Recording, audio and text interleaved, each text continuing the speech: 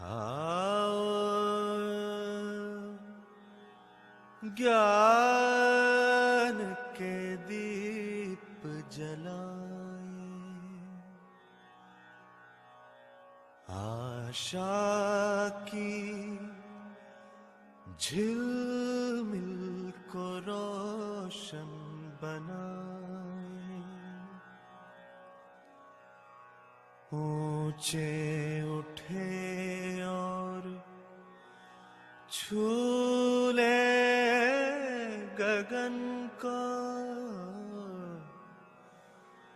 ऊंचे उठे और छू ले गगन को, सवेरे की सरगम को जीवन में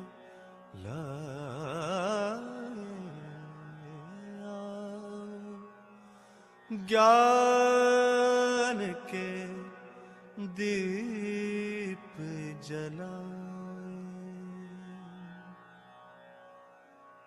सुन लो दिशाएं बुलाने लगी हैं,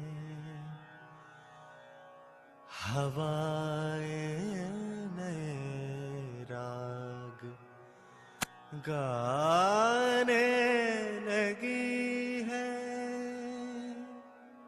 भूमि स्वर्गतां यातु मनुष्यो यातु देवतां, धर्मो सफलतां यातु नित्यं यातु शुभोदयम्। सभी को नमस्ते, सुप्रभात, हरिहर। बाबा जी को नमन और बाबा जी के प्रति कृतज्ञता। आज के सत्र में आप सभी का स्वागत करती हूँ और 2 दिन से हम रविकांत भैया से व्यवहारवादी समाजशास्त्र पर प्रस्तुति सुन रहे हैं। तो इसी कड़ी को आगे बढ़ाते हुए मैं रविकांत भैया को निवेदन करती हूँ कि वो अपनी प्रस्तुति रखे। रविकांत भैया। नमस्ते सभी लोगों को। जी नमस्ते भैया, आपका स्वागत है आज के सत्र में। जी,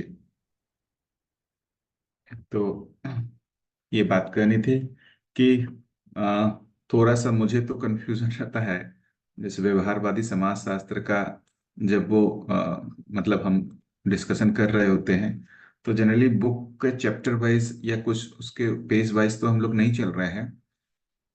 तो ये कैसे आगे मतलब ये क्या विधि है दीदी, इसमें कोई पढ़ाई भी करते हैं, ये बुक की पढ़ाई होती है, ये कैसे होता है, ऐसा कुछ है तो बता पाएंगे क्या दीदी, कैसा मेथड है? जी भैया, वैसे तो विधि कुछ नहीं है, इसके बाद हम पढ़ेंगे भैया। आप जो सार अच्छा प्रस्तुति रखेंगे, हाँ, एक क्रम से जा रहे हैं हम। अभी अच्छा। जीवन विद्या एक परिचय ही चालू है सब ग्रुप में। हम्म। हाँ, तो रात्रि में पठन होता है ग्रुप में। जी, क्योंकि एक एक। मैंने तो ये बोला, मैं इसलिए ये बोल रहा था कि जब मैं व्यक्त कर रहा हूँ तो वो मैं अपनी समझ को बोलता हूँ, लेकिन फाइनली जो अनुभव संपन्न व्यक्ति की जो समझ है, जो भाषा है, वो तो बुक में ही है। तो जी हाँ, वो महत्वपूर्ण है कि भाई व्यवहारवादी समाजशास्त्र को 5 दिन में रख दिया, इसका मतलब यही व्यवहारवादी समाजशास्त्र नहीं है, वो मेरी समझ है व्यवहारवादी जी समाजशास्त्र की। बाकी तो पुस्तक का पठन मतलब होना ही चाहिए, वो कंपलसरी है, यही जी मेरा हाँ आग्रह था। जी बढ़िया। तो जी भैया। मतलब मेरा तो यही था कि 2 दिन से मैं ये ध्यान दिलाना चाह रहा था कि बेसिकली व्यवहार क्या चीज़ है और उसको कैसे निर्वाह किया जाता है, परिवार से लेके समाज तक, इन सभी लेवल पे कैसे इसको हम पहचाने। तो उसके लिए कल जो बात आई थी कि व्यवस्था को समझना ही होगा, व्यवस्था की मानसिकता में आना ही पड़ेगा, तभी हमको वो मतलब उसमें न्याय क्या है, व्यवहार क्या है, संबंध क्या है, तब पहचान में आएगा। नहीं तो संबंधों की पहचान सिर्फ एक इंडिविजुअल व्यक्ति को देख करके मुझे लगता है थोड़ा कठिन है। जैसे एक व्यक्ति से मैं मतलब व्यवहार कर रहा हूँ, तो जैसे मान लीजिए मैं अपनी पत्नी के साथ व्यवहार कर रहा हूँ, तो मैं सिर्फ उसको पत्नी के रूप में, एक व्यक्ति के रूप में उनके साथ यदि व्यवहार करने का जो प्रयास करूंगा थोड़ा कठिन होगा। उनको कम से कम एक कोई व्यवस्था, क्योंकि मैं और पत्नी सिर्फ एक व्यवस्था नहीं है। व्यवस्था जो है वो मैं और पत्नी से बड़ा एक चीज है जिसको परिवार कह रहे हैं। तो परिवार एक व्यवस्था है, उस व्यवस्था में मेरा पत्नी के साथ क्या पूरकता है, मूल्यों के रूप में भी, है ना, तब वो मैं उसको मतलब मैं व्यक्त कर पाता हूँ और जी पाता हूँ। यदि वो व्यवस्था की पहचान ना हो और सिर्फ व्यक्ति की पहचान हो, तो उसमें संबंध को कैसे पहचानेंगे, थोड़ा मुझे कठिन लगता है।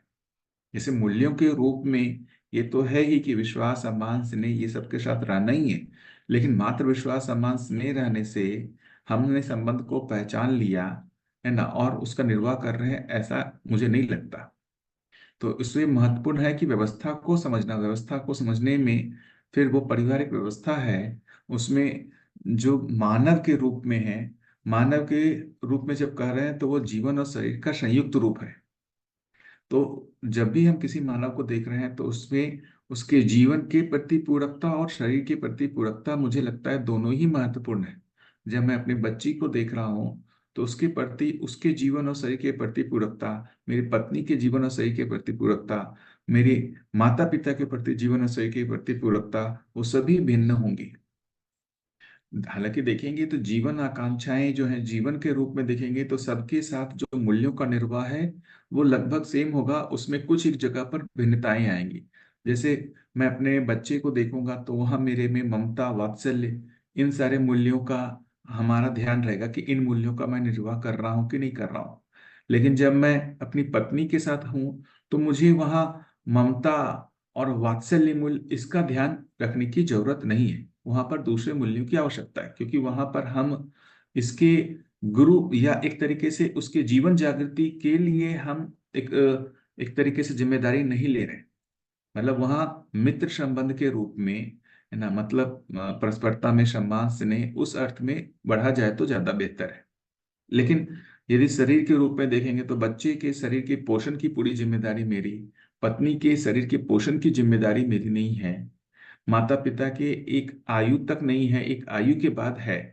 तो जब भी हम संबंध को पहचान रहे हैं तो ये पांचों आयाम, जहाँ उत्पादन भी कर रहे हैं, विनिमय भी कर रहे हैं, स्वास्थ्य संयम भी है, न्याय सुरक्षा भी है, इन सभी शिक्षा संस्कार भी है, इन सभी आयामों को हमको पहचान करके और उन सभी आयामों में, इस परिवार व्यवस्था में, इन सभी लोगों के साथ मुझे क्या क्या भागीदारी करनी है। जैसे अभी भी मैक्सिमम परिवारों में होता ही है।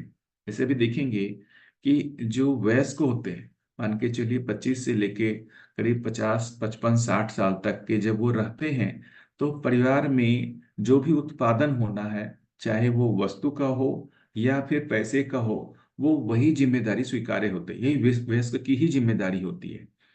इसमें ये अपेक्षा नहीं होती है कि जो मेरा 10 साल का बच्चा है, 5 साल का बच्चा है, वो उत्पादन करे, इस परिवार व्यवस्था में उसकी भागीदारी हो उत्पादन की, ऐसी अपेक्षा नहीं रहती है।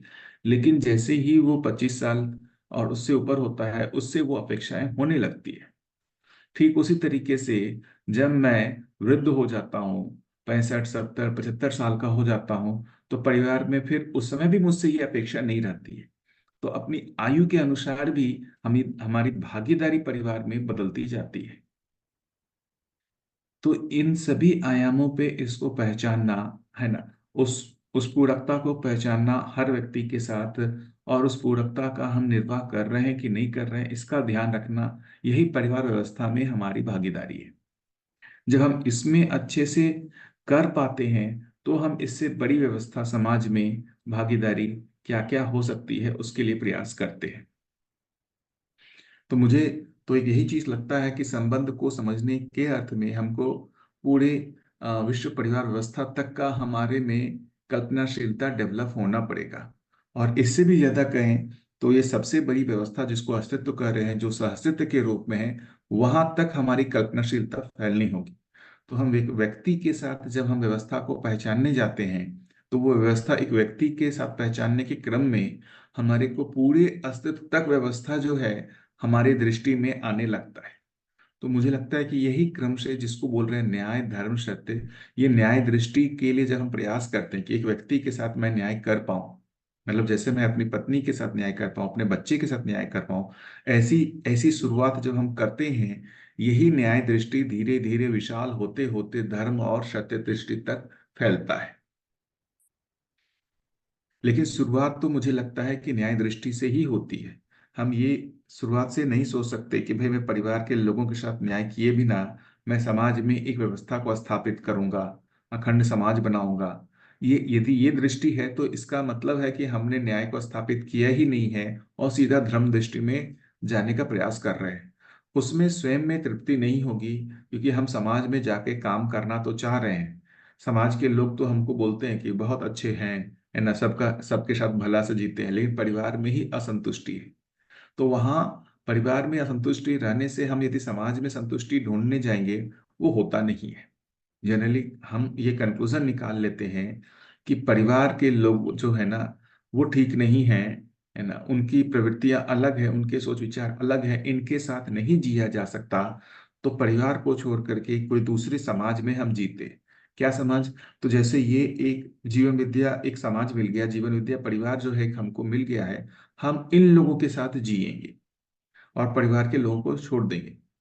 तो इसमें होता क्या है? पारिवारिक असंतुलन ही होता है। मुझे तो मैक्सिमम जगह यही लग रहा है कि हम परिवार में न्याय को स्थापित किए बिना जब हम इससे बड़े भाग में जब हम जीने लग जाते हैं, और हमारे जीने से दर्शन के जो जुड़े हुए लोग हैं वो हमसे बहुत खुश रहते हैं, ऐसा लगता है। वो उनको लगता है कि ये बहुत अच्छा आदमी है, लेकिन परिवार के लोग ही सहमत नहीं होते। तो ये और बड़ा कंफ्यूजन कर देता है कि मैं तो देखो समाज में इन लोगों के साथ बहुत अच्छे से जी रहा हूं, है ना, तो गड़बड़ी मुझ में नहीं है, गड़बड़ी तो परिवार के लोगों में है।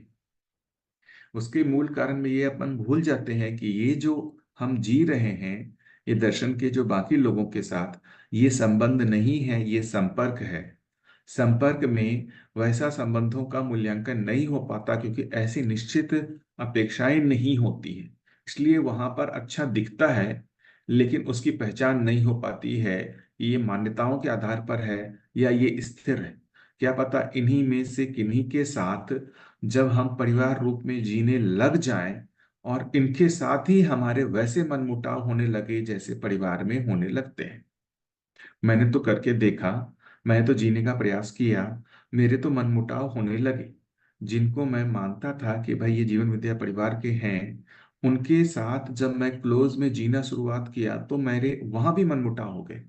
इसका मतलब जो है परिवार को छोड़ करके हम बाहर जीने का जो प्रयास कर रहे हैं, और उसमें जो हम बहुत एक दूर रहते हुए जब हम उसका मूल्यांकन करते हैं तो अच्छा दिखता है, जबकि वास्तविकता में हमारी योग्यता नहीं है उन संबंधों के निर्वाह करने की। तो ये एक भ्रम की जगह हो सकती है, जहां हम संपर्क में जी करके हम मान लें कि हमें संबंध में जीने की भी योग्यता आ गई है। तो वो ऐसे नहीं चलेगा, हमको संबंध में जी करके ही संबंध के में मैं जी पा रहा हूँ या नहीं जी पा रहा हूँ उसका मूल्यांकन करना होगा। तो एक तो मेरा ये ध्यान आकर्षण था, क्योंकि मैं भी देख रहा हूँ कि मैं जहां जा रहा हूँ वहीं पर मुझे लोगों से दिक्कत हो रही है, जहां पर क्लोज रिलेशन में है, जहां पर निकटता आ गई है। तो इसका मतलब मुझे जीना नहीं आया, मैं संबंध में अभी जीने के लिए तैयार नहीं हो पाया हूँ, मुझ में धीरता का उदय नहीं हुआ है। दूसरों की गलतियों से प्रभावित हो करके हम स्वयं जो हैं उसमें नेगेटिव ना हो, हमें विरोध का भाव ना आए, ऐसा नहीं हो रहा। मैं प्रभावित हो ही जा रहा हूं। मेरे में अपनापन का जो भाव दूर से दिखता था, जब मैं निकट आया वो अपनापन का भाव हमारे में बदल ही गया। हम बहुत कम समय के लिए जब व्यवहार करते हैं तो हम अच्छाइयों को ही ज्यादा देखते हैं, इसलिए चल जाता है। क्योंकि वो भी अच्छा, बहुत कम समय के लिए तो अच्छाइयां ही वो भी प्रदर्शित करते हैं, हम भी प्रदर्शित करते हैं। जब हम निकट में आने लगते हैं और जब कुछ कमियां दिखने लगती हैं, तो हमारे लिए वो बहुत बड़ा मुद्दा हो जाता है। हमारे जो उनके प्रति अच्छाइयों को देखने की दृष्टि है वो दब जाती है, और जो उनकी बुराइयां हैं, है ना, उनकी जो नेगेटिविटी है वो हमारे सामने बड़ा रूप ले लेता है। और जो वो बड़ा रूप लेता है वो दिन प्रतिदिन बढ़ता जाता है, दिन प्रतिदिन बढ़ता जाता है। और हमारा उनके प्रति जो एक विरोध का भाव ऐसा डेवलप हो जाता है कि हमारे भाव भंगिमाएं भाषा भी बदल जाती हैं, और उनके साथ वैसा ही एक जो हम दबाव महसूस करते हैं जीने में, तो वहां पर भी हमसे न्याय नहीं हो पाता, उनके साथ भी हमारा व्यवहार नहीं हो पाता, है ना। तो ये बार बार ध्यान में आना कि ये जो हमसे नहीं हो पा रहा है उसका मूल कारण मैं स्वयं हूं, मैं ही जो बेसिकली धीरता से संपन्न नहीं हुआ। ये एक महत्वपूर्ण भाग है कि धीरता मुझ में ही नहीं स्थापित हुई है। तो ये जो ध्यान बार बार नहीं रहता है, तो जो हमारा व्यवहार है वो वो बेसिकली एक दीनता हीनता क्रूरता प्रधान ही रहता है। मतलब मैं तो क्रूरता को इतना तक सोचता हूं कि कायिक वाचिक मानसिक विधि से किसी के प्रति भी हम में यदि विरोध का भाव आया, इसका मतलब हम क्रूरता में चले गए। क्योंकि जैसे ही विरोध का भाव आएगा हम उनके बारे में अच्छा सोच ही नहीं सकते, हम उनके बारे में बुरा ही सोचेंगे, उनका गलत ही चाहेंगे, है ना। तो ये इस चीज को कैसे हम लोग सुधारें, इसका एकमात्र उपाय लगता है कि स्वयं के प्रति हमारा ध्यान आकर्षण हो जाए। मुझसे जीना नहीं बन रहा है, मुझसे जीना नहीं बन रहा है, मुझे स्वयं से सुधार की जरूरत है। ये सुधार मुझे लगता है कि हो ही जाता है यदि हमारा स्वयं की ओर ध्यान जाता है। स्वयं की ओर ध्यान नहीं जाता तो सुधार भी नहीं हो पाता। ठीक है, बताइए इसमें क्या मतलब, जो मैं इस चीज का जो अभ्यास करते समय मैंने जो एक्सपीरियंस किया, क्या आप लोग भी ऐसा ही एक्सपीरियंस कर रहे हैं क्या, कि परिवारों में जीना नहीं बन पाता और संपर्कों में हमारा जीना थोड़ा सा बेहतर लगता है? नमस्ते भैया, जी। सभी को नमस्ते। आप बिल्कुल सही बता रहे हो। मेरा एक प्रश्न है कि गुरु शिष्य के संबंध में हमारा व्यवहार कैसे रहना चाहिए? जैसे आपने बताया था एक बार कि बाबा जी आपको डांटते थे, तो वहाँ जब शिष्य सुनते नहीं हैं, तो उनको कैसे समझाया जाए? देखिए, मुझे तो इसमें लगता है कि गुरु शिष्य जो है संबंध जो है उसको पहचानना बहुत कठिन है। क्योंकि शिष्य जो अभी हम कह रहे हैं, है ना, वो शिष्य गुरु को ठीक ठीक पहचाना है या नहीं पहचाना है, ये भी मुद्दा है। तो शिष्य को जो है वो गुरु को पहचान लिया है, इसका मतलब ये जागृत है ना, अनुभव संपन्न है, प्रमाणित है, इसकी उसमें निष्ठा बन गई है और वो कभी भी नहीं टूटता। जिस भी व्यक्ति को हमने गुरु माना है उनके किसी भी कार्य व्यवहार से किसी भी काल में किसी भी स्थिति परिस्थिति में उसके विचार में भी ये नहीं आता है कि इनका व्यवहार गलत है, इनका व्यवहार अनुचित है ना। ये उनके ऊपर ये अनुभव संपन्न नहीं है, इनका व्यवहार जो है ये धीरता वीरता उदारता दया कृपा करुणा नहीं है, ऐसा ये जो है किसी भी क्षण यदि हो रहा है, इसका मतलब हम उनको अभी गुरु के रूप में नहीं स्वीकार पाए। गुरु हो सकता है कि मेरी जिज्ञासा के अनुसार मुझे शिष्य के रूप में पहचान पा रहा हूं, लेकिन शिष्य की जगह से मुझे लगता है कि कठिन है कि हम उन गुरु को ठीक ठीक पहचान पा रहे हैं या नहीं पहचान पा रहे। जैसे मैं ही अपनी बात बताऊं कि जब मैं बाबा जी के साथ रहता था तो उसमें कई बार ऐसा हुआ कि उन्होंने मुझे डांटा। डांटने से मेरे में भाव भंगिमाएं बदलती ही थी, मेरे विचार बदलते ही थे, मुझे खराब लगता ही था।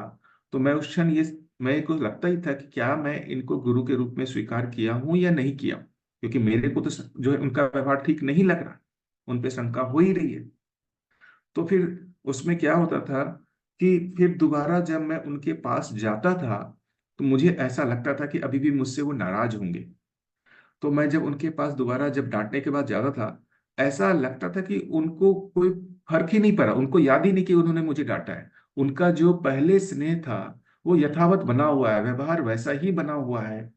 तो ये लगता था कि भाई इनको कोई ग्रंथि नहीं हुई, इन्होंने जो डांटा है उसमें इनका कोई वो जो एक एक है कि एक जो उनमें रेशा बच जाता है जो हम लोगों में होता है, हम किन्हीं को डांटते हैं तो हमारे में उनके प्रति जो ग्रंथियां रहती है वो रह जाती है, इनमें वो ग्रंथियां नहीं है।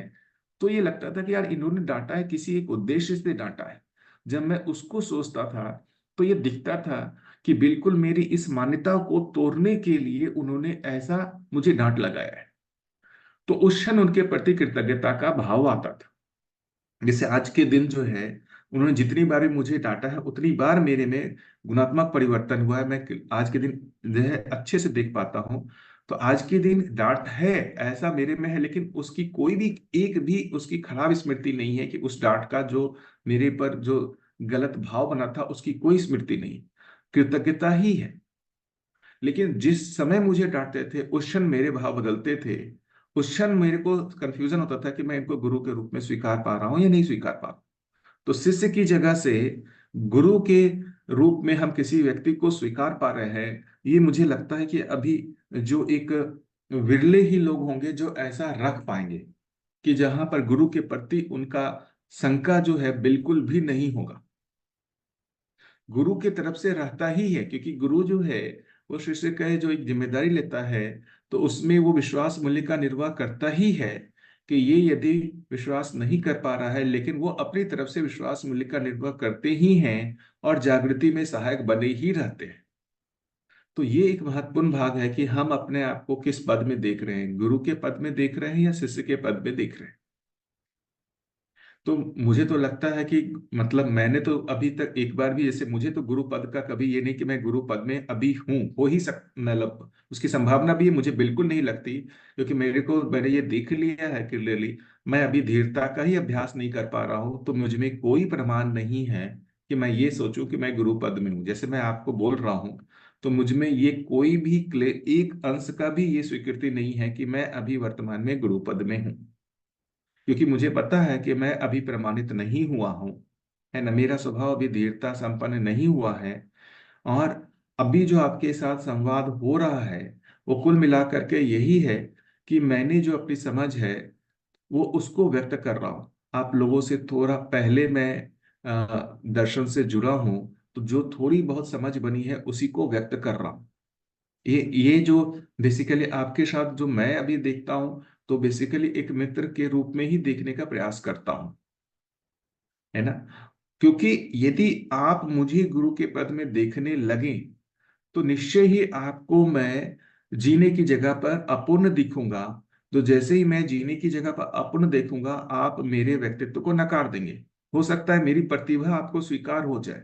क्या प्रतिभा? जो आप प्रश्न पूछते हैं उसका मैं तार्किक तात्विक उत्तर दे पाता हूं, तो उससे आपको लगता होगा कि भाई ये जो है श्रेष्ठ व्यक्ति है। लेकिन जैसे ही हमारे साथ जीने आए, मेरे जीने में श्रेष्ठता नहीं देखी, तो आपने मेरे जो है प्रतिभा को भी नकार दिया। तो जब भी हम शिष्य गुरु को पहचानेगा, तो दोनों ही चीज को पहचानेगा। गुरु की प्रतिभा को भी पहचानेगा, गुरु के व्यक्तित्व को भी पहचानेगा। व्यक्तित्व और प्रतिभा के संयुक्त रूप में उसको वो गुरु पद की पहचान होगी। अभी वर्तमान में देखेंगे कि बहुत सारे प्रतिभाशाली व्यक्ति हैं ही जो मतलब बहुत सारे लोगों के प्रश्नों के बहुत अच्छे से उत्तर दे पाते हैं। तो शुरुआत में तो वो प्रतिभा को देख करके लोग जो है उनको गुरु के जैसा मान लेते हैं। लेकिन चूंकि साथ में जीना होता नहीं है, और धीरे धीरे जब वो उनके साथ जीने का प्रयास करते हैं, उनके निकट आते हैं, तो उनमें जो व्यक्तित्व में जो कमियां दिखने लगती हैं, उन कमियों को देख करके उनके प्रति जो आस्था थी गुरु पद की वो टूटने लगती है। समाज में ऐसा ही अभी दिख रहा है। तो मुझे तो लगता है वो व्यक्तित्व और प्रतिभा के दोनों के रूप में ही वो गुरु पद की पहचान होती है।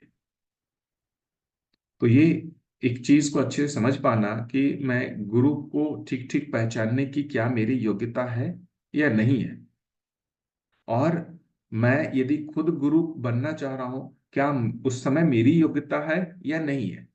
तो स्वयं का मूल्यांकन और सामने वाले का मूल्यांकन करना दोनों ही अभी के समय मुझे लगता है कठिन है। अभी हमारे लिए इतना आसान नहीं है, क्योंकि स्वयं पर हम स्वयं का ठीक ठीक मूल्यांकन किए ही नहीं है, तो हम दूसरे का मूल्यांकन कहाँ से कर सकते हैं। जी दीदी। जी, जी भैया। लेकिन भैया बाबा जी आपको डांटते थे ऐसा आप कह रहे हैं, तो बाबा जी उस वक्त जब डांटते थे तब उनका उद्देश्य, जैसे हम अपेक्षा क्या करते हैं कि गुरु आवेशित नहीं होंगे, गुरु कभी आवेशित नहीं होते हैं, उनके मन में तो विरोध का भाव कभी आता नहीं होगा, फिर वो क्यों डांटते थे? वही है। मैं तो देखता हूँ इस चीज को, अब और अच्छे से समझ पाता हूँ कि मेरी भी बेटी है, अनुभूति है। मैं भी उसको डांटता हूँ। क्या मेरे डांटते समय मेरे भाव बदल जा रहे हैं, उसके प्रति स्नेह का भाव नहीं रह रहा है? मुझे तो लगता है ऐसा नहीं है। मैं वो देख रहा हूँ कि भाई जिस जिस गलती को वो कर रही है ना, उससे उसका नुकसान होगा, और वो इस चीज को बिल्कुल भी नहीं पहचान पा रही है। तो मैं बोल करके, समझा करके, संवाद करके यदि उसको नहीं नियंत्रित कर पा रहा हूँ, तो मैं वो एक डांटने का एक तरीके से भाषा में डांट लगा रहा हूँ, लेकिन भाव रूप में मेरे में कोई आवेश नहीं है। भाव के रूप में मेरे में कोई आवेश नहीं है। उसके प्रति कोई घृणा का भाव नहीं है। कोई उसकी उपेक्षा नहीं है। कोई उससे द्वेष नहीं है। मैं बस, जो वो कर रही है उससे उसका नुकसान होगा, और वो अभी वर्तमान में ध्यान नहीं जा रहा है मृदु भाषा के प्रयोग से, तो मैं भाषा को कठोर करता हूँ, लेकिन मेरे भाव में कोई परिवर्तन नहीं है। बस उस प्रोसेस को, उसका ध्यानाकर्षण इस विधि से नहीं हो रहा है। जैसे पानी, ठंडे पानी से वो लगातार नहा रही है, और मैं देख रहा हूँ कि इसकी तबीयत खराब हो जाएगी। मैं उसको समझा रहा हूँ कि बेटा तबीयत खराब हो जाएगी, बेटा तबीयत खराब हो जाएगी, नहीं सुन रही है। तो मैं अपनी भाषा को तेज करता हूँ, और वो उस क्षण वो क्रिया जो भी है वो रुक जाती है, नियंत्रित हो जाती है। फिर वापस उसको मैं जब भी बाहर निकाल के पोंछ देता हूँ, तो मैं बोला, बेटा तबीयत खराब हो जाती है, इसलिए बोल रहा था ऐसा। तो उसको भी ये पता चलता है, मतलब कि इन्होंने जो मुझे डांटा वो मुझसे कोई घृणा, द्वेष, उपेक्षावश नहीं डांटा, मेरे से विरोध हो गया, ऐसा नहीं है। इसलिए वो मेरे ऊपर लगातार विश्वास कर पाती है। मेरी डांट के बाद भी वो मुझ पर विश्वास कर पाती है। गुरु पद भी ऐसा ही है। हम कहने के लिए शिष्य कर रहे हैं, लेकिन गुरु शिष्य का संबंध लगभग देखेंगे पिता पुत्र जैसा ही है। वो पिता जो है, वो पुत्र को डांट ही रहा है कि भाई ये गलत दिशा में जा रहे हो। वो ध्यानाकर्षण कराने के बाद भी वो नहीं जा रहा है, वो डांट लगाते हैं कि ऐसा करना ठीक नहीं है, इधर ध्यान दो। क्योंकि हमने अभी जो उनको, यदि हमने गुरु के जैसा स्वीकारा, इसका मतलब लगभग हमारे में जैसा पिता के प्रति भाव है वैसा ही हो गया। हमको ये पता ही होता है कि जब हम छोटे हैं, पिता के प्रति हमको जब भी वो डांटते हैं, हमको ये अविश्वास नहीं होता है कि ये मुझे जो है दुखी करना चाहता है, मुझे प्रताड़ित करना चाहता है। ऐसा नहीं है। मैंने तो बाबा जी को देखा डांट लगाते हुए, लेकिन बताया तो उनमें कभी भी डांट के बाद उनके भाव बदल गए हों नेक्स्ट टाइम में, ऐसा बिल्कुल भी नहीं। एक ही बार की मेरी सामने की ही घटना है कि कोई व्यक्ति उनके साथ लगातार संवाद कर रहे थे, और बाबा जी को समझाने का प्रयास कर रहे थे, लेकिन सामने वाला उनका सुन नहीं रहा था। वो लगातार जो है अपना ही बोल रहा था। जनरली होता क्या है, जब हम संवाद करने जाते हैं, तो हम अपने ही विचारों को कंफर्म करना चाहते हैं गुरु से। गुरु जो हमको बोल रहा है, हम उसको सुनना ही नहीं चाहते। हम अपना ही कुछ चित्रण बनाए हुए, अपना ही कुछ विश्लेषण किए हुए उसी को बताना चाहते हैं। तो वो, जब ये ऐसी बातचीत हो रही थी, वो बार बार ध्यान दिला रहे थे कि ये सुनो सुनो। वो जो है उनकी बात सुन ही नहीं रहे। तो बाबा जी ने जोर से डांटा, और एकदम थोड़ी देर के लिए सन्नाटा हो गया, और एकदम ऐसा लगा कि उन जिनको डांटा उन्होंने, तो उनके थोड़े भाव भंगिमाएं बदल गए। तो बाबा जी को ये दिखा कि ये कम्युनिकेट हो गया, कि ये भाषा जो है, ये जो भी हमने प्रयोग किया, ये इनके भाव को बदल रहा है, इनमें गलत जो है भाव डेवलप हो रहा है। उस चीज को पहचान करके बाबा जी ने तुरंत ही उसको क्या किया, ठीक किया। और उनको बहुत विनम्रता से बोला कि बेटा, हमको अधिकार दिए हो ना डांटने का, हम डांट सकता हूं ना। वो व्यक्ति उसी क्षण एकदम रोने लगा, बोला बिल्कुल बाबाजी, और डांटी। जिस डांट से वो पहले दुखी हो रहा था, बाबा जी के ऐसा बोलने से वो डांट उसको पूरी तरीके से स्वीकार हो गया, और अब वो और बोलता है और डांटी। उसके भाव एकदम ही बदल गए, मात्र इतना ये बाबा जी के कहने से कि हमको अधिकार दिए हो ना डांटने का, हम डांट सकता हूं कि नहीं डांट सकता हूं। तो ये अनुभव संपन्न व्यक्ति, जिसको जागृत मानव को ये व्यवहार के नियम समझ में आते हैं, उनको ये व्यवहार का नियम समझ में आता था कि भाई मैं सामने वाले को कैसे डांट लगा सकता हूं, और ये डांट लगाने के बाद भी उसमें हमारे प्रति जो भाव ना बिगड़े उसके भी क्या नियम है, उनको पकड़ में आता था। तभी तो देखिए ना, आज के दिन मेरे को भी डांट लगा है, तब भी मेरे में 1% भी उनके प्रति कोई गलत भाव नहीं है। उल्टा उस डांट के प्रति कृतज्ञता ही है कि वो हमारी जागृति के लिए ही डांट लगाया। ऐसे ही हर व्यक्ति में, क्योंकि हम क्या होते हैं, हम जैसे किसी वीडियो ऑडियो में देख रहे होते हैं, तो हम उनकी सिर्फ भाषा को देख रहे होते हैं, उनकी भाव भंगिमाएं, उसके साथ जो आगे उनका व्यवहार है वो हमको नहीं दिखता। तो अब कई लोगों को ऐसा लगता है कि जब वो डांट लगा रहे हैं तो उनमें वो आवेश आ गया है। मुझे तो बिल्कुल भी नहीं लग, जितने दिन भी जिया, कि उनमें वो आवेश आया, बिल्कुल भी नहीं है। वो शुद्ध रूप से ध्यानाकर्षण है। गुरु की भूमिका इतनी कठिन होती है कि जब वो शिष्य की जिम्मेदारी लेता है जीवन जागृति की, तो जो कि पता है कि शिष्य जो है वह नासमझ है, भ्रमित है, तो वो गलती करेगा ही करेगा। वो कभी कुंठित भी होगा, उसका उत्साह कम भी होगा, और कभी वो अधिमूल्यन भी कर लेगा, अपना अहंकार में भी चला जाएगा। अब ये गुरु ही है जो इस चीज को पहचानता है कि ये अधिमूल्यन कर रहा है ना, ये अहंकार में जा रहा है। उसको कैसे वापस सही लगा पलाना है, डांट करके उनको डांटा, तो वो वापस सही रास्ते पाए। यदि डांटा और व्यक्ति ने गुरु के रूप में उसको स्वीकार किया हुआ है, तो स्व मूल्यांकन करता ही है शिष्य कि मुझे क्यों डांटा। और वो डांट करके यदि उसका स्व मूल्यांकन हो पाता है कि मेरे से ये गलती हो रही थी, इसलिए बाबा जी ने मुझे डांटा, तो वो निश्चय ही सही रास्ते पे आ जाता है।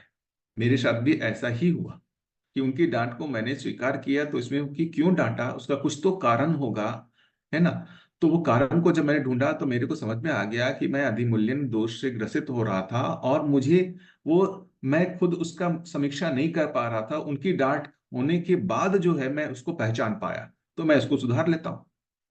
इसके विपरीत मैं कई बार निराश हो रहा हूँ, कुंठित हो रहा हूँ कि मेरे से नहीं हो पाएगा, मैं नहीं समझ सकता, मेरा उत्साहवर्धन भी करते थे वो। तो गुरु, मुझे लगता है कि गुरु बनना बहुत कठिन है। आप दूसरे की जीवन जागृति की जब जिम्मेदारी लेते हैं, तो सामने वाला तो गलत करेगा ही, आपकी जिम्मेदारी बनती है कि वो जो है, वो जो मतलब गलत कर रहा है, सम विषम कर रहा है, उस सम विषम को नियंत्रित करके उसको मध्यस्थ बनाए रखना, आगे की ओर उसको जागृति की दिशा देते रहना, ये गुरु की जिम्मेदारी होती है। इसलिए शिष्य जब गुरु के साथ रहता है, उस क्षण उसको, वो गुरु को नहीं पहचान पाता, लेकिन एक लंबे अंतराल के बाद जब वो देखता है, जब स्वयं वो जागृत होता है, तब उसको ये समझ में, सारी घटनाएं समझ में आती हैं कि गुरु के ऐसा ऐसा करने से वो जागृत हुआ है। उनके डांट लगाना भी उसके लिए उपयोगी था, उसका उत्साहवर्धन करना भी जो है वो उपयोगी था। तब उसमें गुरु के प्रति कृतज्ञता का भाव आता है। उससे पहले जब वो रास्ते पर है, उस समय वो कृतज्ञता का भाव नहीं आता। लेकिन लंबे समय के बाद जब उसकी उन्नति होती है, तब वो पहचानता है कि गुरु ने उसके साथ जो है कितना दया के पाक करुणा किया, उसकी जागृति में कितना सहायक हुआ, कितना उसको सहयोग मिला है। और उस समय जब उसमें उस गुरु के प्रति जो भाव होता है, वो कृतज्ञता का भाव होता है, शुरुआत में नहीं होता है ना। तो ये एक गुरु शिष्य संबंध एक जीवन जी। जागृति के अर्थ में अद्भुत संबंध है। जैसे हेमलाल भैया हैं, अभी वर्तमान में अछोटी में हैं, कभी समय मिलेगा आप उनसे पूछिएगा। उनको भी काफी डांट लगाया था, और उनमें भी विरोध का भाव आता था। लेकिन आज के दिन जाकर के उनसे बात कीजिए, क्या उनके प्रति कृतज्ञता वो व्यक्त करते हैं। भैया, वो मेरे भले के लिए ही डांटे, ये स्वीकृति उनमें भी है। ऐसी स्वीकृति मैं हर मानव में देखता हूं जो भी उनके सानिध्य में आया। उस क्षण में वो उनका मूल्यांकन नहीं कर पाए, लेकिन लंबे समय में बाद ये उनको भी स्वीकार होता है कि हमारी जीवन जागृति के लिए ही किया। हमसे कोई उनको घृणा द्वेष अपेक्षा नहीं था। हमारे में कुछ कमियां थी जिसको मैं सीधा नहीं पहचान पा रहा हूं, अपनी गलतियों को ठीक ठीक नहीं पहचान पा रहा हूं। उस ध्यानाकर्षण के लिए मात्र वो भाषा भाव भंगिमा बदला था। अंदर में हमारे लिए उतनी ही दया कृपा करुणा थी। मैं तो आदरणीय नागराज जी के साथ जितना दिन रहा, मैं तो ऐसा पाया, बाहरी आवरण से कठोर, अंदर से उतना ही मृदु, उनमें उतना ही दया कृपा करुणा है, वही उनका स्वभाव है। भाषा के रूप में वो कठोरता दिखती है। उसका भी मैंने कारण देखा, क्योंकि अभी ज्ञानी व्यक्ति की हमारे में जो कल्पना है ना, वो एकदम भाव का सागर होगा, सबको गले मिलाएगा, सबको एकदम ऐसा जो है ना स्नेह करेगा, ऐसा।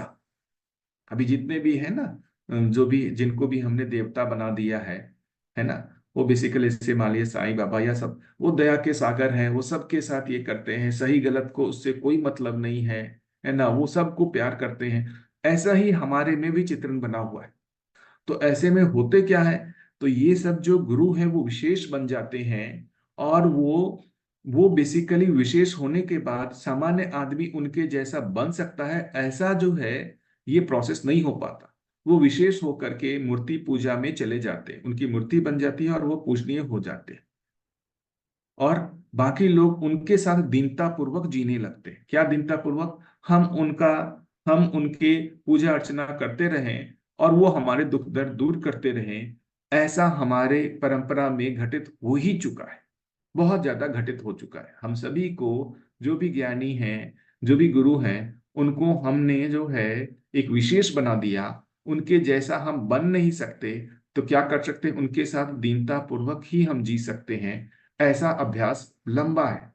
नागराज जी को भी ये दिखता था कि भाई हमारे साथ भी ऐसी संभावना है ही, इसलिए जो ज्ञान को महत्वपूर्ण माने वही हमारे पास रहे, जो ज्ञान को महत्वपूर्ण नहीं मानता, जो जिज्ञासा नहीं है जिसकी, है ना, वो हमसे दूर ही रहे, क्योंकि उसके दुख दर्द को मैं दूर कर ही नहीं सकता हूं। भाई वो हमारे दुख दर्द को कब दूर कर सकते हैं? जब मैं जागृति ही एकमात्र हमारे दुख से सुखी होने का उपाय है। मेरा दुख दर्द किस विधि से हो सकता है दूर? उन एकमात्र अभी दिखता है, जागृति ही है। तो वो वही उपाय करना चाहते थे। किसी को कुछ पारिवारिक समस्या का निपटारा कर दिया, ये कर दिया, इससे कोई उसका परमानेंट दुख दर्द दूर हो गया, ऐसा नहीं है। तो उन्होंने बेसिकली समझ को पकड़ा था। तो जो भी जिज्ञासु हो वही उनके पास टिके, जो जिज्ञासु ना हो, है ना, वो उनको पहचान ही नहीं पाता था। जो जिज्ञासु नहीं होता था वो पहचान ही नहीं पाता था, वो उनके भाव को, ऐसा भाषा को देख करके उनको लगता था कि ये ज्ञानी आदमी नहीं है, और वो उनसे दूर हो जाता था। जबकि मैं तो साथ में रहा हूं, मैंने तो देखा है, उनकी जो भाषा है, वो जो डांट है, वो बिल्कुल जो है दया कृपा करुणा ही है। सामने वाले को नहीं दिखता होगा, लेकिन जितने भी लोग उनके सानिध्य में रहे हैं, उन सभी लोगों से आप पूछ सकते हैं कि उसको किस कैटेगरी में आप रखेंगे, उनकी जो भाषा है, उनकी डांट को कहाँ रखेंगे। तो मैं तो यही बोलूंगा, दया कृपा करुणा में ही रखूंगा। जो दो चीज बोलते हैं ना, कि वस्तु उपलब्ध ना हो वस्तु उपलब्ध कराना, और पात्रता ना हो पात्रता का अर्जन करना। ये पात्रता का अर्जन करने के लिए ही है, स्व मूल्यांकन करने योग्य हो जाए, उसी के लिए वो डांट है। तो मेरे लिए तो वो दया कृपा करुणा ही है। और जो भी उनके साथ रहे हैं, उनसे भी आप बात करेंगे तो वो भी उनके डांट को दया कृपा करुणा में ही स्वीकार करते हैं। चाहे साधन भैया हो, है ना, चाहे सोम जी हो, या श्री राम भैया हो, या और जिनके भी है, आप जाके उनसे पूछिए, आपको डांट पड़ी, वो स्वीकारेंगे, हाँ हुई है। उस उनकी डांट को आप किस रूप में देखते हैं? ठीक है दीदी। जी भैया। जी भैया, एक निवेदन था कि ये जो बुक है, इस बुक में क्या आप चैप्टर वाइज सार रख सकते हैं? वही दीदी, चैप्टर वाइज सार रखने का जो मतलब है ना, कि फिर मुझे लगता है कि पूरे बुक को ही पढ़ना चाहिए, जी, है ना। लेकिन एक एक मतलब चैप्टर जो लेके उसमें से थोड़ा थोड़ा जो महत्वपूर्ण पॉइंट है, क्या वो आप रख सकते हैं? मैंने वो किया हुआ तो है ही, है ना दीदी। जैसे मैंने इसको कुछ कुछ मार्क तो किया हुआ है ही, लेकिन जो महत्वपूर्ण है वो मेरे लिए है, वो मैं महत्वपूर्ण मानता हूं। आप हो सकता है कि आपकी जिज्ञासा अलग हो, तो आप किसी और चीज को महत्वपूर्ण मानते होंगे, है ना। तो मुझे जो ये लगता है कि दीदी, मतलब पुस्तक की सार रखना जो है, मुझे तो स्वयं के लिए लगता है कि न्याय नहीं है।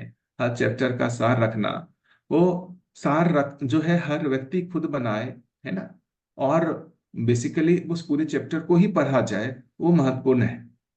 वरना क्या होता है, ये मतलब अभी देख ही रहा हूं कि ऐसे पढ़ने की परंपरा बन रही है जहां पर हम मतलब ये है पुस्तकों का सार रख रहे हैं।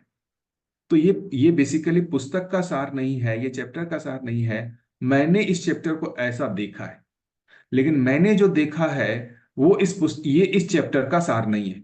इससे भ्रम हो सकता है यदि सामने वाला ये मान ले इस चैप्टर का यही सार है, तो मैं उसको हो सकता हूं कि मैं उसको उल्टा जो है उस पुस्तक को पूरा पढ़ने से मैं उल्टा रोक ही दे रहा हूं कि ये जो नागराज जी का है, नागराज जी क्या पूरा कहना चाह रहे हैं, उससे हो सकता है कि मैं उसको रोक दे रहा हूं। मैं अपने सार को ही इस चैप्टर का सार यदि बना दूं, तो दीदी मतलब मुझे थोड़ा सा ये लगता है कि अभी मेरी समझ जो है बाबा जी की तुलना में बिल्कुल बहुत कम है।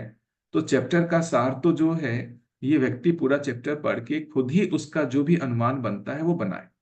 ओवरऑल जो मेरा अनुमान बन रहा है मैं उसको रख रहा हूँ। जो भी मैंने ठीक, व्यवहारवादी समाजशास्त्र को पढ़ा, वो ओवरऑल जो मेरा अनुमान है मैं उसको रख रहा हूँ चलेगा सार ना भैया? जैसा। हाँ, तो चलेगा। ये जो है ना, ये जो सार बनाना है, सार तो अभी ऐसा लगता है कि बनाने का प्रयास भी नहीं करना चाहिए। हाँ, मतलब मैं इस पूरे अस्तित्व को क्या समझ रहा हूँ वो हमको रखना चाहिए, और वो पूरा मेरा समझ नहीं है ये भी हमको रहना चाहिए। वरना ये कंफ्यूजन हो सकता है कि मैं पूरा समझ गया हूँ। मैं पूरे दर्शन का, मध्यस्थ दर्शन का यदि मैं सार बनाता हूं, इसका मतलब मैं ये समझ गया हूं कि मुझे मध्यस्थ दर्शन पूरा समझ में आ गया है। मतलब मेरी हम्म। समझ और नागराज जी की समझ एक हो गई है, ये ऐसा हम प्रस्तुत हो रहे हैं। तो उसको सार ना कह के स्वयं की समझ के रूप में मैं मध्यस्थ दर्शन को अभी कितना समझा हूं उस रूप में यदि इसको कहा जाए, तो वो भाषा मुझे लगता है ठीक है। क्या ये उचित है? मतलब मेरा ऐसा सोचना आप लोगों को क्या लगता है, ये उचित है कि वो मेरा अभी वर्तमान का समझ है, ना कि मध्यस्थ दर्शन का सार है वो? नहीं, ये ठीक है। हम्म। ऐसा भी अगर हम सोचते हैं और चलते हैं आगे तो हम्म, भी चलेगा भैया। है ना, क्योंकि ये ठीक। गलत जो है ना जा सकता है। मतलब हम्म। परंपरा गलत की बन सकती है, ये सार की परंपरा जो है गलत बन सकती है ना। हम्म। तो फिर ये लग जाएगा कि भाई यदि आदमी को सार से ही काम चल सकता है तो नागराज जी ने इतनी सारी चीजें क्यों लिखी? यदि मैं सार रूप में पूरे मध्यस्थ दर्शन को रख सकता हूं, है ना, और उतने से ही उनकी समझ बन सकती है, तो बाबा जी ने जो बाकी चीजें लिखी हैं उसकी क्या आवश्यकता है? तो हम्म। ये समझना होगा कि जो बेसिकली जो ये बार बार यहाँ पर कहा गया ना, धर्मपूर्ण विचार न्यायपूर्ण व्यवहार, तो मात्र किसी एक चीज को तात्विक रूप में रख देना, जैसे हम परिचय शिविर में रख रहे हैं, है ना, कि किसी एक चीज का पूरा अस्तित्व का फ्रेम बना करके हम रखते ही हैं। परिचय शिविर में मैं भी रखता हूँ, पूरा फ्रेम बना करके परिचय शिविर में एक रखता ही हूँ। सत्ता में संतृप्त प्रकृति है, प्रकृति में दो तरीके के जड़ प्रकृति चैतन्य प्रकृति है, वो सब मैं रखता ही हूँ, है ना। लेकिन वो बेसिकली पूरा मध्यस्थ दर्शन नहीं है। नहीं तो फिर परिचय शिविर के माध्यम से ही ये दर्शन पूरा व्यक्त हो जाना चाहिए।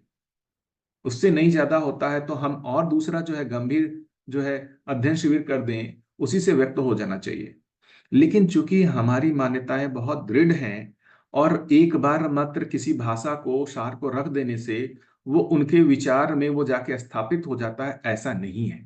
तो मैं जो इस पूरे दर्शन को देख रहा हूं, तो जो ये अनुसरण अनुकरण बोल रहे हैं कि ये धर्मपूर्ण विचार में प्रवृत्त होना और न्यायपूर्ण व्यवहार का अनुकरण अनुसरण करना, तो ये अलग अलग जो है दिशा से, अलग अलग दृष्टिकोण से बाबा जी ने एक ही चीज को कई बार लिखा है।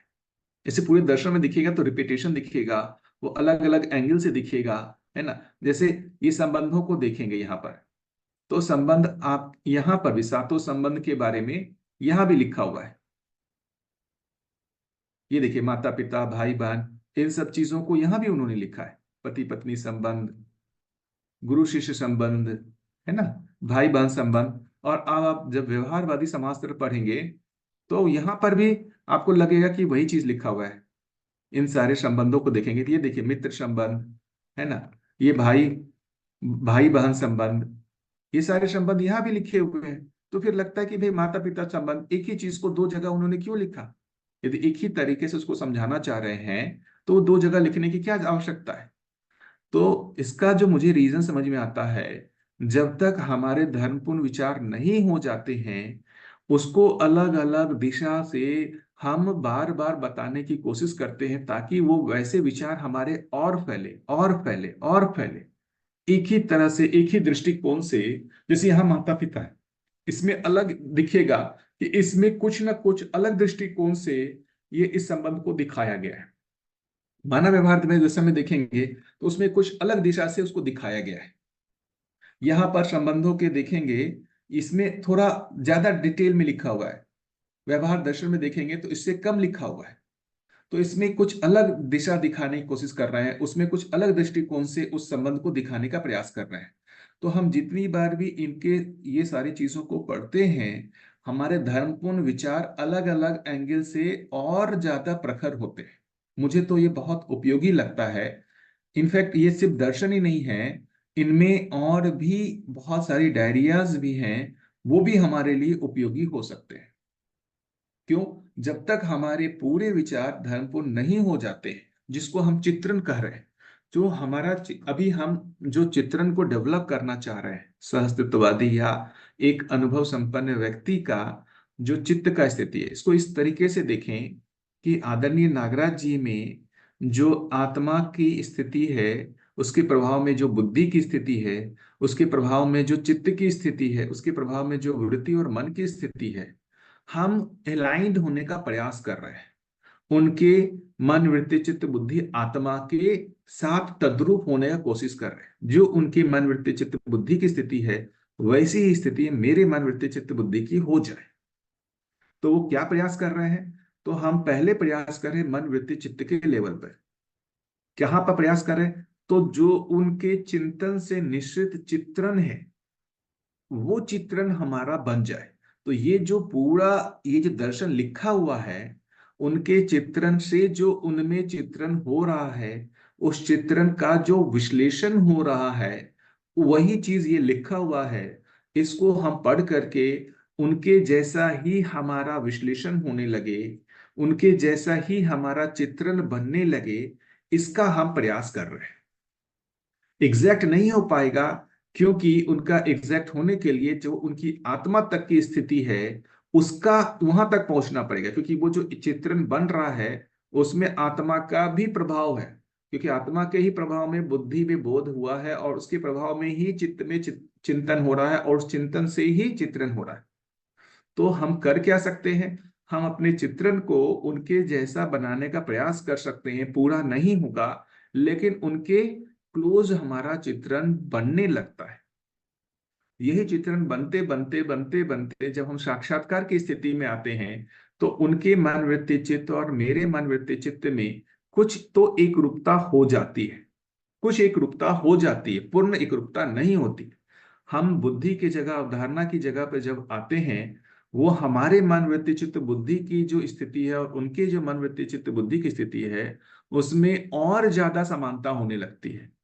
और जब मेरे में जो अनुभव होगा, तो मेरे मन वृत्ति चित्त बुद्धि आत्मा और उनके मन वृत्ति चित्त बुद्धि आत्मा के बीच में और ज्यादा समानता, वस्तु के रूप में जो है पूरा समानता हो जाएगा।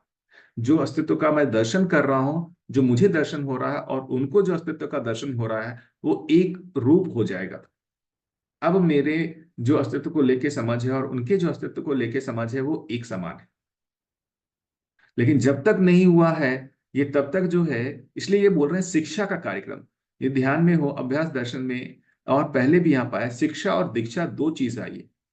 तो ये जो पूरा दर्शन को बार बार पढ़ना, ये बेसिकली शिक्षा का कार्यक्रम है, ताकि हम इस चित्रण के माध्यम से हम साक्षात्कार तक पहुंच पाए। क्योंकि जब वो लिख रहे हैं, ये उनका ही चित्रण है, तो उनके चित्रण जो है वो चिंतन से फैल रहे हैं। एक बार मित्र संबंध ऐसा चित्रित हो रहा है, एक बार मित्र संबंध ऐसा चित्रित हो रहा है। ऐसा नहीं है कि उनका चित्रण अलग अलग है ना। उनके चित्रण में चिंतन में चीजें सिमटी हुई रहती हैं, मतलब अनुभव में चीजें और सिमटी हुई, बोध में वो फैलता है, चिंतन में और फैलता है, चित्रण में और ज्यादा फैलता है। तो ये उन जो बेसिकली उनका फैलाव है, इस फैलाव से हमको सिकुड़ना है।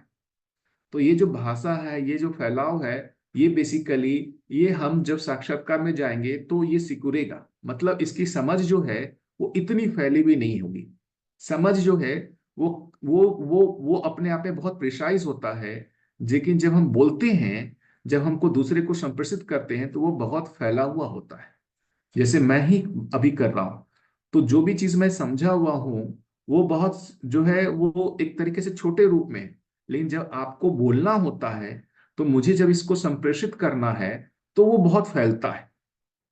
ये इसलिए फैल रहा है, मैं इतने दिशा कोण से इसलिए बोलता हूं, ताकि जो मेरे में समझ जो भी बनी है वो आपको संप्रेषित हो जाए। तो समझ अपने आप में वो बिंदु के रूप में है, और जो उसका दूसरे को समझाने का काम है वो सिंधु के रूप में। तो बाबा जी ये भाषा का प्रयोग करते थे, सिंधु से बिंदु और बिंदु से सिंधु। तो यदि हम सार करने लग गए ना, तो बेसिकली हम जो है वो सिंधु से सीधा बिंदु पे ले जाना चाह रहे हैं। वो होता ही नहीं है। वो बेसिकली सीधा बिंदु हो जाता तो वो एक ही लाइन को लिखना चाहिए था बाबा जी को। उससे होता ही नहीं है, क्योंकि चित्रण जो एक है वो सिंधु नहीं है, चित्रण जो है सॉरी बिंदु नहीं है, वो सिंधु है। साक्षात्कार जो होगा वो बेसिकली इस सिंधु का छोटा स्वरूप होगा, बिंदु रूप में होगा। तो ये क्या हम किसी को सीधा साक्षात्कार करा सकते हैं बिना उसके चित्रण में ये फैले, बिना उसका विश्लेषण हुए? क्या उसमें वो मात्र साक्षात्कार एक सिंधु रूप में, बिंदु रूप में उसको देख करके हम उसको करवा सकते हैं? तो मुझे लगता है कि नहीं करवा सकते। इसलिए इस पूरे दर्शन का पठन होना, है ना, वो लाइन बाय लाइन बहुत आवश्यक है। मुझे तो, मैं इतने दिनों से लगा हुआ हूं, और मुझे भी ये आवश्यक लगता है कि ये सिंधु के रूप में फैलना, इसको एक ही चीज को जो अलग अलग दिशा से बताया जा रहा है उसको पढ़ के हमारा जो बेसिकली चित्रण है वो और फैलता है और फैलता है और फैलता है। और यही उसके मूल में जो नियम है, जो ये चित्रण फैल रहा है वो तो बहुत बड़ा फैलाव है, लेकिन फंडामेंटल जो नियम है वो नियम बेसिकली एक बिंदु के रूप में होता है। जैसे मैं अपनी बात बताऊं, तो मेरे को जैसे न्याय पूछते हैं, ये न्याय क्या चीज है, मैं फंडामेंटली बोलता हूं जो मूल नियम है, सहअस्तित्व जो है, अस्तित्व सहअस्तित्व के रूप में जो नियम है मानव की परस्परता में, उसी को न्याय बोल रहे हैं। तो न्याय बिंदु के रूप में मैं इतना ही मतलब मेरे में स्वीकृति हुई हुई है बिंदु के रूप में। न्याय ये यही प्रोसेस है, मानव मानव के बीच में जो सहअस्तित्व है उसी को न्याय बोल रहे हैं। लेकिन मैं ये मैंने लंबे समय इसको सोच करके, अलग अलग दिशा से पढ़ करके, ये मुझ में नियम के रूप में स्वीकार हुआ। लेकिन ये स्वीकार होने के लिए इस पहले ये चित्रण में फैलना आवश्यक है, अलग अलग दिशा कौन से फैलना आवश्यक है, और उसके बाद बिंदु के रूप में नियम पहचान में आना। तो मुझे लगता है कि क्या मैं सीधा एक ये चीज बोल दूं कि भाई ये जो मानव मानव के बीच में सहअस्तित्व है इसी को न्याय कर रहे हैं, तो क्या इससे हमको न्याय पकड़ में आ जाएगा क्या? तो मुझे लगता है ये बिंदु जो है वो आदमी स्वयं जो है वो पकड़ता है, नियम को स्वयं में समझता है। सीधा नियम को संप्रेषित करना बहुत कठिन है।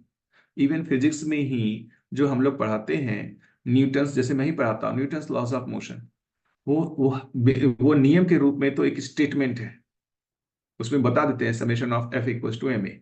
लेकिन क्या ऐसा बिंदु के रूप में नियम को बताने से उसको वो समझ में आ जाता है? तो मुझे लगता है नहीं आता। मैंने जो प्रयास किया बच्चों को, उसके बहुत सारे एप्लीकेशन बताने पड़ते हैं, है ना, बहुत उसको फैला करके दिखाना पड़ता है, यहाँ यहाँ यहाँ यहाँ ऐसा ये फैला हुआ है। उस फैलाव को जब वो देखता है, तो इतने फैलाव को देखते देखते देखते देखते देखते देखते एक दिन उसमें ही उस नियम के प्रति स्वीकृति हो जाती है। तो फिर नियम जो है वो बहुत प्रिसाइजली उसको समझ में आ जाता है, बाकी फैलाव क्या थे उस नियम को पहचानने के लिए सहयोगी थे। तो मैं भी इस दर्शन को इसी रूप में देखता हूं कि ये सभी फैलाव हैं, ताकि इसके मूल में जो कुछ नियम है, वो नियम बहुत मतलब एक प्रिसाइज है, वो पकड़ में आ जाए। तो ये पूरे दर्शनों को पढ़ करके फंडामेंटली जो है, हम जब अनुभव की स्थिति में पहुंचेंगे, अनुभव की स्थिति में वो बिल्कुल बिंदु रूप में होगा। और हमसे यदि बोलना बनेगा कि अस्तित्व किस रूप में है, तो मैं बोलूंगा अस्तित्व सहअस्तित्व है, सत्ता में संपेट प्रकृति। मैं अनुभव की जगह पर मैं सिर्फ यदि बोलूं, यदि मुझे बोलने कहा जाए कि बताओ पूरा अस्तित्व क्या वास्तविकता है, तो मैं बोलूंगा सत्ता में संपृक्त प्रकृति। अब क्या ये गलत है? बोलेंगे नहीं। और मैं दूसरे को बोल दूं कि सत्ता में संपृक्त प्रकृति यही वास्तविकता है, आप इसको जान लो, क्या वो समझ लेगा? क्योंकि यही तो मूल सार है। यदि फंडामेंटल सार देखेंगे तो यही है कि सत्ता में संपृक्त प्रकृति। तो बाबा जी यही से बोल सकते थे सत्ता में संपृक्त प्रकृति, क्योंकि वो आत्मा की जगह की भाषा है। लेकिन क्या वो आएगा पकड़ में? नहीं आएगा। क्यों नहीं आएगा? हम अभी चित्त की जगह पे हैं और वो आत्मा की जगह से बात हो रही है। ये जो भाषा है सत्ता में संपृक्त प्रकृति, ये जो सार है पूरे अस्तित्व का, वो तो बेसिकली आत्मा की भाषा है। तो चित्त की भाषा जो है उसमें फैलाव है। तो अब सत्य में सत्ता में संपृक्त प्रकृति का क्या मतलब है? उसी को पूरा फैलाया है ये दर्शन। तो वही अनुभव जो है बोध में आकर के और फैलता है। इसलिए देखिए क्रियाओं के रूप में भी अनुभव में क्रियाएं जो है दो ही दी हुई, अनुभव और प्रमाण। बोध में जो है बुद्धि में बोध और संकल्प, और फिर उसमें जो है और फैला है जो पूरा मनोविज्ञान है, ये यही तो 122 आचरण। तो 122 आचरण देखेंगे तो सबसे ज्यादा आचरण कहाँ दिखता है? मन में दिखता है। उससे कम वृत्ति में, उससे कम चित्त में, उससे कम बुद्धि में, और सबसे कम आत्मा में। ठीक है।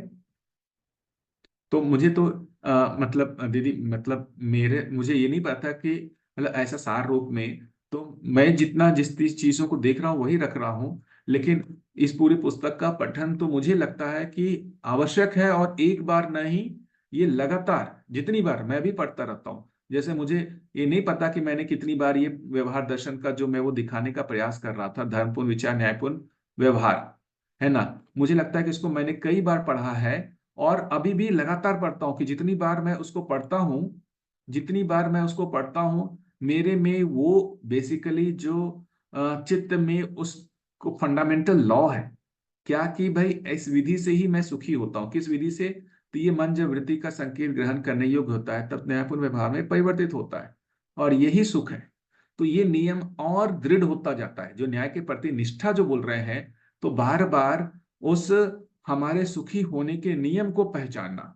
वो नियम अल्टीमेटली हमको पहचान में नहीं आया, नियम का साक्षात्कार नहीं हुआ है, इसलिए हम विस्मृत हो जाते हैं। नियम का साक्षात्कार हो जाएगा तो हम विस्मृत नहीं होंगे, हमारे से वो ध्यान से छूटेगा नहीं। वो छूट जा रहा है, इसका मतलब ही है कि हमको वो नियम पकड़ में नहीं आया है। नियम पकड़ में नहीं आया है मतलब नियम हमारा स्वतः नहीं हुआ है। स्वतः नहीं हुआ है मतलब हमको साक्षात्कार नहीं हुआ है। तो क्या करना है? इसको बार बार रिपीटेडली पढ़ना है, बार बार रिपीटेडली पढ़ना है, अभ्यास करना है। अभ्यास के समय ये छूटे वापस उसके नियम को पहचानना। तो नियम को पहचानने में मुझे लगता है यही पर शोध है कि फंडामेंटली वो नियम मुझे स्वीकार हो जाए। वो नियम स्वीकार हो जाना ही मुझे जो अनुमान लगता है अभी वर्तमान में, वो साक्षात्कार की घटना है। कि जब वो नियम के रूप में स्वीकार आ जाए, तब तक वो फैला हुआ है, उसको अलग अलग दिशा से हम देखने का प्रयास कर रहे हैं। ठीक है दीदी? जी भैया। जी ठीक है। तो उसमें मेरी तरफ से एक आग्रह रहेगा कि चैप्टर वाइज यदि आप लोग पढ़ के आए और उसमें यदि कोई स्पष्टीकरण की कहीं पर आवश्यकता लगती है तो वो करें। यदि वो स्पष्टीकरण पाना चाहें तो वो जितना मैं रख पाऊं वो मुझे लगता है ठीक रहेगा। जी शाम को हम 1 घंटा पढ़ते हैं भैया। 1 घंटा में पूरा चैप्टर तो नहीं होता है, जितना हो सके उतना पढ़ के हम आएंगे, और जो भी हमें प्रश्न बनते हैं वो आपसे पूछेंगे। और आप बिल्कुल। भी जो आपकी दृष्टि से, आपके विचार से जो महत्वपूर्ण बिंदु आपको लगते हैं जो हमें समझना चाहिए, वो आप रख सकते हैं। जी दीदी बिल्कुल, मैं भी प्रयास बिल्कुल। करूँ। ओके। तो समय तो लगभग अभी 1 मिनट ता- समय बचा। तो हो गया। जी तारा रानी दीदी का हैंड रेज है, वो कुछ शेयर करना चाहती है।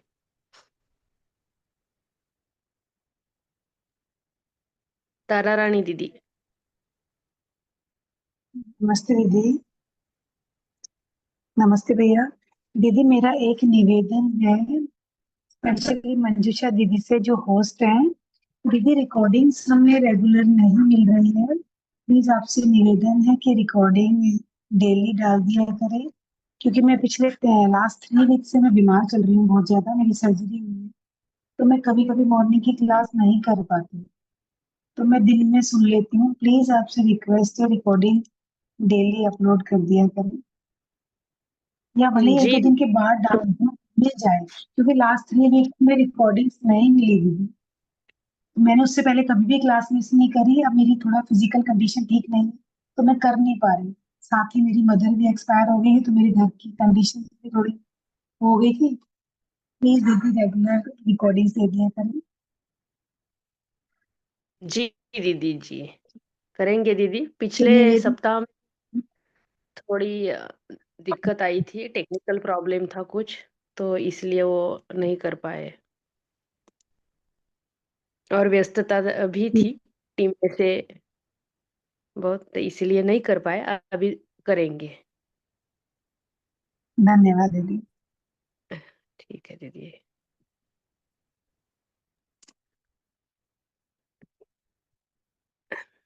धन्यवाद भैया।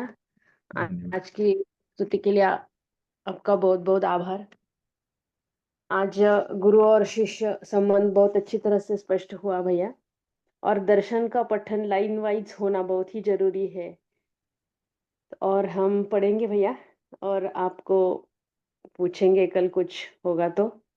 और नियम पहचान होना, नियम की पहचान होना, स्वीकार होना, ये भी जरूरी है। तो साक्षात्कार होना जरूरी है। तो ये आज बहुत अच्छे चर्चा हुई भैया। आपका बहुत बहुत धन्यवाद और आभार। यहाँ हम आज का सत्र समाप्त करते हैं और रुकते हैं। कल फिर से मिलेंगे 5 बजे। सभी धन्यवाद भैया जी। सभी को सबका नमस्ते। धन्यवाद। नमस्ते। नमस्ते। सभी को नमस्ते।